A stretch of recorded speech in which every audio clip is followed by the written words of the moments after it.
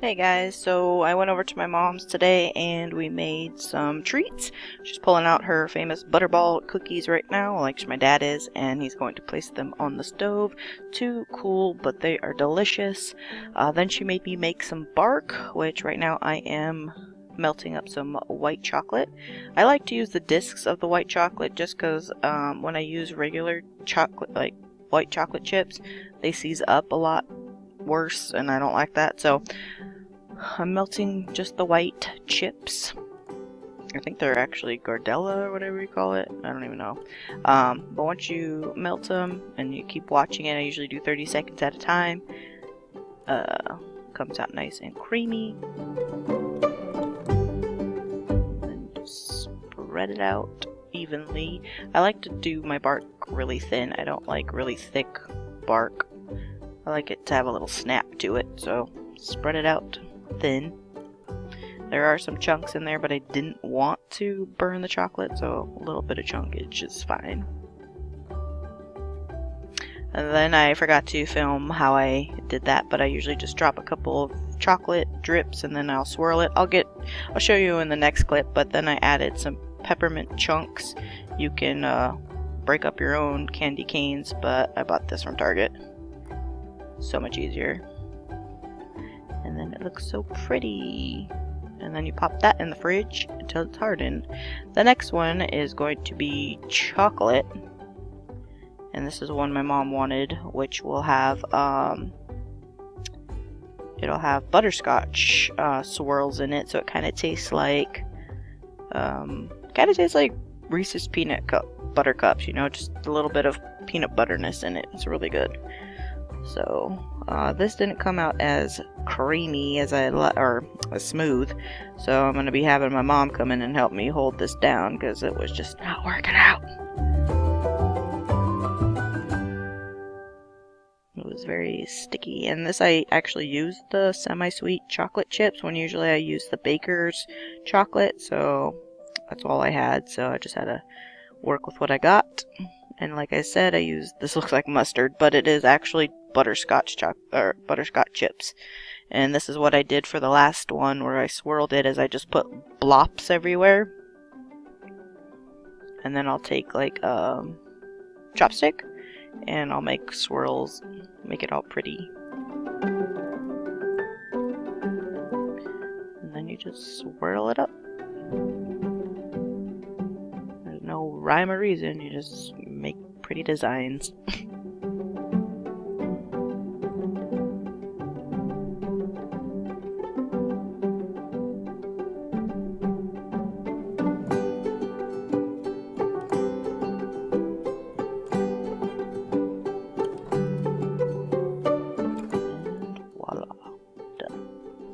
Put that one in the fridge. And these are reindeer poops, which I do have a video. Link is below.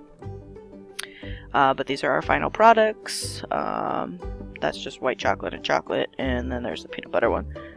Okay, so now my mom is wanting to make these glazed pecans.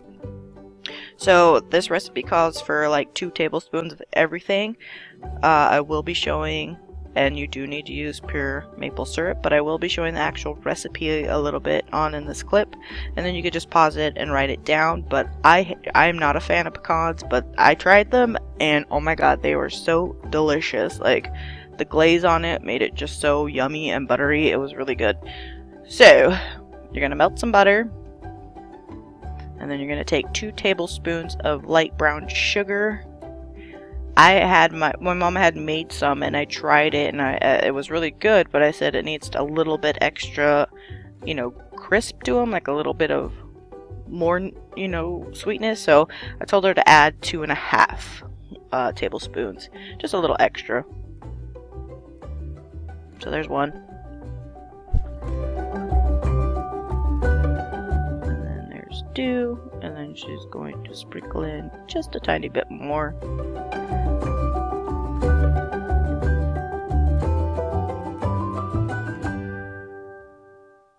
And then she'll do 2 tablespoons of the pure maple syrup while I help her mix it together.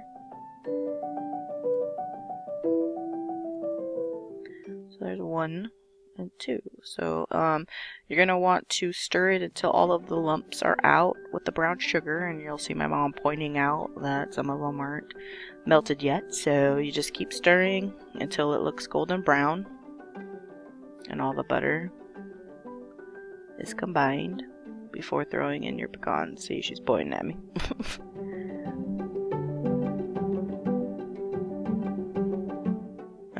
And then you pour in your pecans and you just coat every single one of them till it soaks up all of the glaze. I mean, these were really delicious. And you're actually going to preheat your oven for 350 and put them in for about 8 to 10 minutes. I would say more around the 8-minute hour. You'll be able to smell them and see how they crisp up. But you're going to want to get a pan and some parchment paper as well. But here's the clip of the actual recipe, so you can pause it and look at it. And then parchment paper, add it on, and then you want to spread them out so that they're not on top of each other. You want them to be single layer.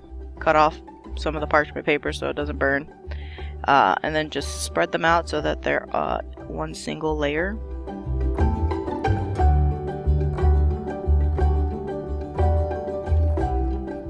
Next time I'm gonna have her add like a little bit of cinnamon. I think that might be really good.